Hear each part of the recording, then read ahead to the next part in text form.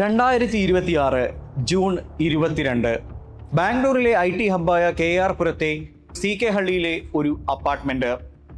രാത്രിയുടെ വിജനത അവിടെ എവിടെയും എല്ലായിടത്തും തളം കെട്ടി നിന്നിരുന്നു. എന്നാൽ എന്നത്തെയും പോലെ ശാന്തസുന്ദരമായിരുന്നു ആ പ്രദേശം. പെട്ടെന്ന് ആ രാത്രിയുടെ സുന്ദരമായ അറ്റ്മോസ്ഫിയറിനെ ഭേദിച്ചുകൊണ്ട് ആ ഫ്ലാറ്റിന്റെ കോറിഡോറിൽ നിന്നും ഒരു മധ്യവയസ്കൻ പുറത്തേക്ക് ഓടി വരികയാണ്. തൻ്റെ ജീവന് വേണ്ടി പബ്ലിക്കിനോട് യാചിച്ചുകൊണ്ടാണ് അദ്ദേഹം പുറത്തേക്ക് ഓടി വന്നത്. എന്നിട്ട് അദ്ദേഹം ഉറക്കെ നാട്ടുകാരോട് വിളിച്ചു പറഞ്ഞു, ദയവ് ചെയ്ത് എന്നെ രക്ഷിക്കൂ, എൻ്റെ മകളും ഭാര്യയും ഉണ്ട് എൻ്റെ ഫ്ലാറ്റിനകത്ത്, ദയവ് ചെയ്ത് അവരെയും ഒന്ന് രക്ഷിക്കൂ, ഞങ്ങളുടെ മൂത്ത മകളാണ് ഈ അപകടത്തിലാക്കിയത്, ദയവ് ചെയ്ത് ഞങ്ങളെ വേഗം ഒന്ന് ആശുപത്രിയിൽ എത്തിക്കൂ. ഇത്രയും പറഞ്ഞുകൊണ്ട് ചൂരയിൽ കുളിച്ചു നിന്നിരുന്ന അയാൾ അവിടെ കുഴഞ്ഞു വീഴുകയാണ്. പെട്ടെന്ന് തന്നെ നാട്ടുകാർ പേടിച്ചു പോയെങ്കിലും അവർ ഉടനടി ആ ഫ്ലാറ്റിനകത്തേക്ക് കയറി. എന്നിട്ട് ചുറ്റുപാട് നോക്കുന്ന സമയത്ത് ശരിക്കും നാട്ടുകാർ ഞെട്ടിപ്പോയി. കാരണം അതൊരു രക്തപ്പുഴയായിരുന്നു.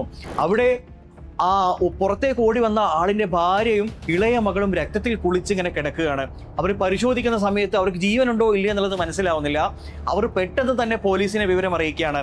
എന്നിട്ട് പോലീസും നാട്ടുകാരും ചേർന്ന് ഈ 3 പേരെയും ആശുപത്രിയിൽ എത്തിക്കുകയാണ്. നിർഭാഗ്യവശാൽ ആ അമ്മയും മകളും ആശുപത്രിയിൽ എത്തുന്നതിന് മുമ്പ് തന്നെ മരണപ്പെട്ടിരുന്നു. അതിന് പുറകിൽ തന്നെ ആ അച്ഛനും മരണപ്പെട്ടു. സ്വന്തം അച്ഛനെയും അമ്മയെയും സഹോദരിയെയും വെറും 24 വയസ്സുള്ള ഒരു പെൺകുട്ടി കുത്തി കൊലപ്പെടുത്തി എന്ന് പറഞ്ഞാൽ നിങ്ങൾക്ക് വിശ്വസിക്കാൻ കഴിയുന്നുണ്ടോ? എന്തിനു വേണ്ടിയായിരിക്കാം ആ പെൺകുട്ടി ഇത് ചെയ്തത്? ആർക്ക് വേണ്ടിയായിരിക്കാം ആ പെൺകുട്ടി ഇത് ചെയ്തത്? ഞെട്ടിക്കുന്ന ഈ കേസിന്റെ ഇരുളറകളിലേക്ക് നമുക്കൊരു യാത്ര ചെയ്യാം. Welcome to crime story Malayalam.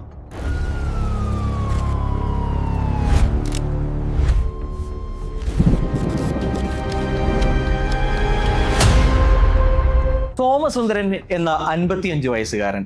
അദ്ദേഹം ബാംഗ്ലൂരിലെ IT കമ്പനിയിൽ സോഫ്റ്റ്വെയർ എഞ്ചിനീയറായിട്ട് ജോലി ചെയ്യുകയായിരുന്നു. അദ്ദേഹത്തിൻ്റെ കുടുംബവും സമാധാനവും ശാന്തതയുമുള്ള 2 പെൺമക്കളുള്ള, അതായത് 24 വയസ്സും 20 വയസ്സും പ്രായമുള്ള 2 പെൺമക്കളും മുത്തുലക്ഷ്മി എന്ന പേരിൽ അദ്ദേഹത്തിൻ്റെ ഭാര്യയും ആ കുടുംബത്തിൽ സമാധാനവും സന്തോഷവും ഏത് സമയവും നിലനിന്നിരുന്നു. അത് സംഭവിക്കുന്നത് വരെ ആ 2 പെൺമക്കളെ നല്ല രീതിയിൽ പഠിപ്പിക്കാനും അവരുടെ ഭാവി സുരക്ഷിതമാക്കാനും ആ അച്ഛൻ ഒരുപാട് കഷ്ടപ്പെടുന്നുണ്ടായിരുന്നു. എന്നാൽ മൂത്ത മകളുടെ ജീവിതത്തിലേക്ക് കെന്നത്ത് എന്ന് പറയുന്ന ഒരു ചെറുപ്പക്കാരൻ കടന്നു വന്നതോടുകൂടിയാണ് ആ കുടുംബത്തിലെ സമാധാനവും ശാന്തതയും നഷ്ടപ്പെടുന്നത്. തൻ്റെ മകളുടെ പെരുമാറ്റത്തിൽ പ്രകടമായ വ്യത്യാസം മനസ്സിലാക്കിയതോടുകൂടിയാണ് ആ പിതാവ് മകളെ നിരീക്ഷിക്കാൻ തുടങ്ങിയത്. മകളെ നിരീക്ഷിച്ചു കഴിഞ്ഞ സമയത്ത് ആ പിതാവിന് മനസ്സിലായി ഇവൾക്ക് ഒരു അഫെയർ ഉണ്ടായിരിക്കുന്നു. അങ്ങനെ ആ കെന്നത്ത് എന്ന് പറയുന്ന ചെറുപ്പക്കാരനെ കുറിച്ച് ഈ പിതാവ് അന്വേഷിച്ച സമയത്ത് ഇയാൾ അത്ര വെടിപ്പുള്ള ഒരു ബാക്ക്ഗ്രൗണ്ട് ഉള്ള ആളല്ലെന്നും ഇയാൾ ചെറിയ രീതിയിൽ ക്രിമിനൽ ആക്ടിവിറ്റീസുള്ള ഒരാളാണെന്നുള്ളതും മനസ്സിലാക്കി. എന്നാൽ മറുപുറത്ത് നടന്നിരുന്നത് ശ്വേതയും കെന്നത്തും പരസ്പരം കണ്ട സമയത്ത് തന്നെ അവർ പരസ്പരം മനസ്സിലാക്കുകയും അവരുടെ ഇഷ്ടം പങ്കുവെക്കുകയും ചെയ്തിരുന്നു. താമസിയാതെ അവർ വളരെ അടുക്കുകയും ചെയ്തു.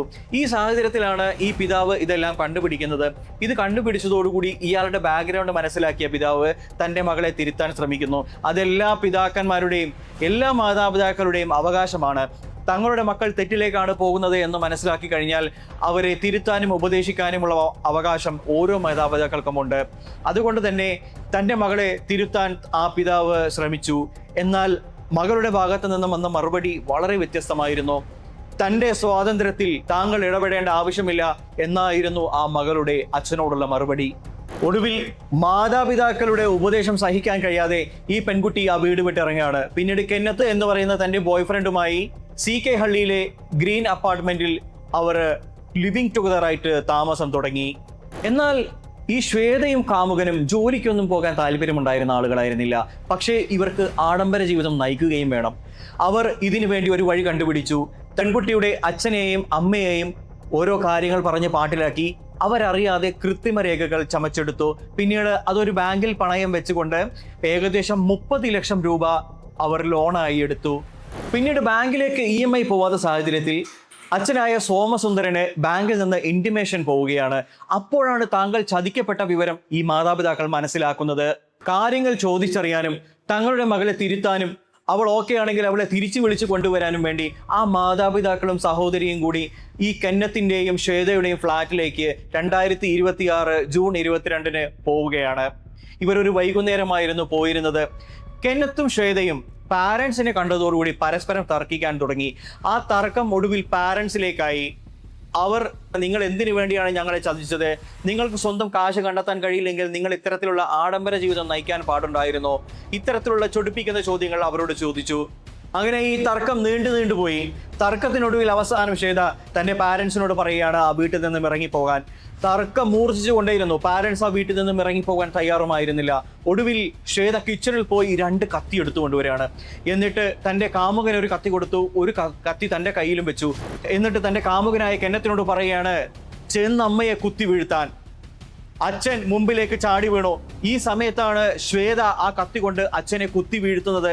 അച്ഛൻ എന്തെങ്കിലും ചെയ്യാൻ കഴിയുന്നതിന് മുൻപേ തന്നെ കാമുകനായ കെന്നത്ത് അമ്മയെയും സഹോദരിയെയും കത്തി കൊണ്ട് കുത്തി വീഴ്ത്തിയിരുന്നു. ഈ സംഭവത്തിന് ശേഷം അവർ രണ്ടുപേരും അവിടെ നിന്ന് രക്ഷപ്പെട്ടു. ശ്വേത KR പുരം ഭാഗത്തു നിന്നും നേരെ വൈറ്റ്ഫീൽഡ് ഭാഗത്തേക്കാണ് പോയിരുന്നത്.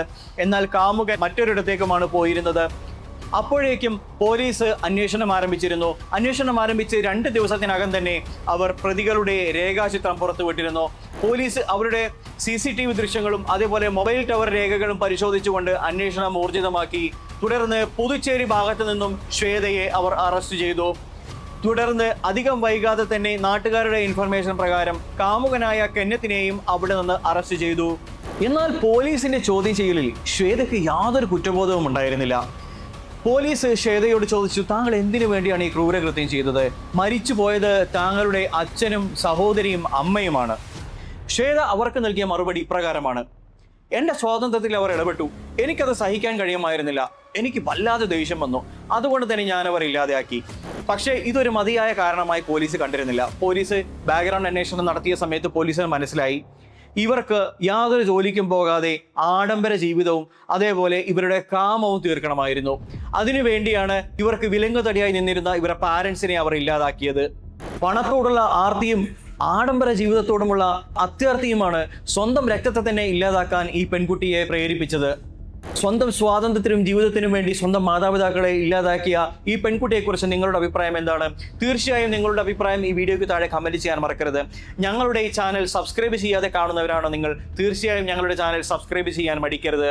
നാളെ നല്ലൊരു വീഡിയോയുമായി വീണ്ടും കാണാം. അതുവരേക്കും ഗുഡ് ബൈ.